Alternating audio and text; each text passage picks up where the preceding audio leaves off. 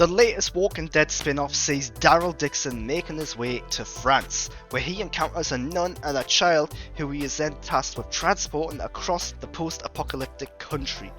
Daryl Dixon is one of the most surprising shows this year because it's quite good.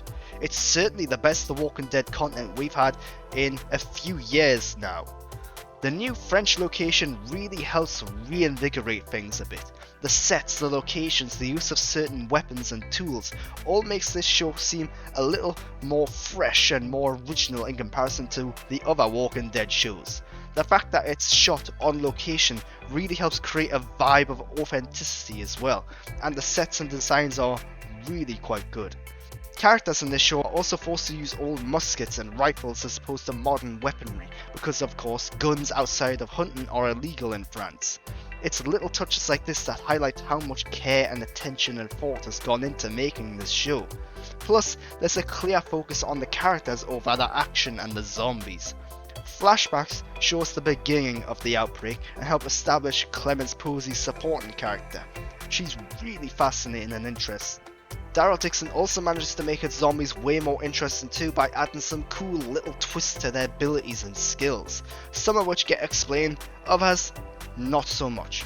This really feels like a Walking Dead show that is trying to add life into the franchise and do something just a little bit different, and for the most part it really works. The main plot, however, is a little eye-rolling, especially if you played The Last of Us or seen the TV adaptation of The Last of Us. In many ways, it's a blatant rip-off. They do, however, go in their own direction with it eventually, in terms of the events and encounters the main group goes through.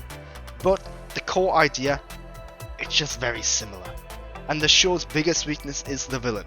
The villains are classic gangs and gangsters, people who have power for unclear reasons, who act intimidating and scary for unknown reasons, and who have plots and motivations that remain very secretive throughout. It's a little frustrating that with all the care and attention that's gone into the show and the characters, the villains seem to be a little throwaway, rinse and repeat. There are a couple of episodes in the middle as well which falter slightly and go into more traditional Walking Dead territory. The Walking Dead Daryl Dixon is a surprisingly good show. Its French setting, its focus on characters over action, and its new side characters really add a fresh breath of air going into this franchise. Its villains do, however, let it down, and it doesn't always have the most original ideas in terms of story or plotting, but it is enjoyable, it is interesting, and it shows that there's still life to be had in this ongoing franchise.